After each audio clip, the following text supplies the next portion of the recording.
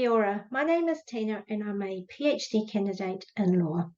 My topic is on reconceptualizing and reforming New Zealand's deportation law.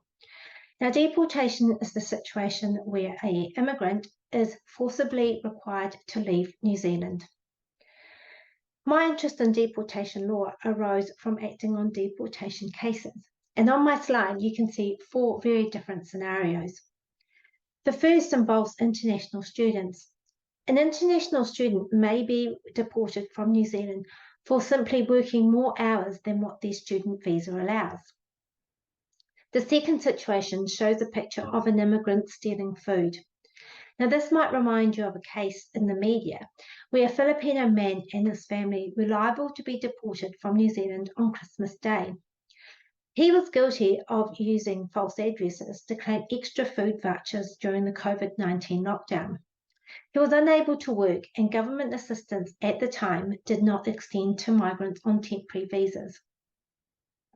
The third picture shows a very worried immigrant mother and her citizen child.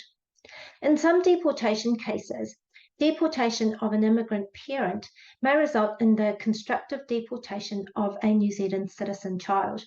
This actually breaches the New Zealand citizens' human rights.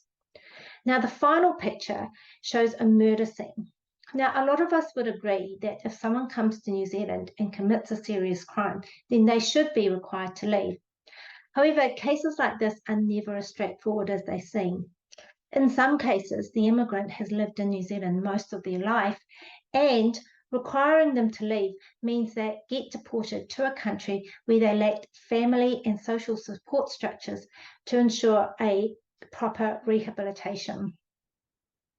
What might surprise you in New Zealand is that in each of these cases, and in fact in every deportation case in New Zealand, the same test applies to see whether or not that person should be allowed to stay in New Zealand or should be required to go. And that led to my hypothesis that New Zealand's deportation law lacks the legal protection to treat deportees fairly.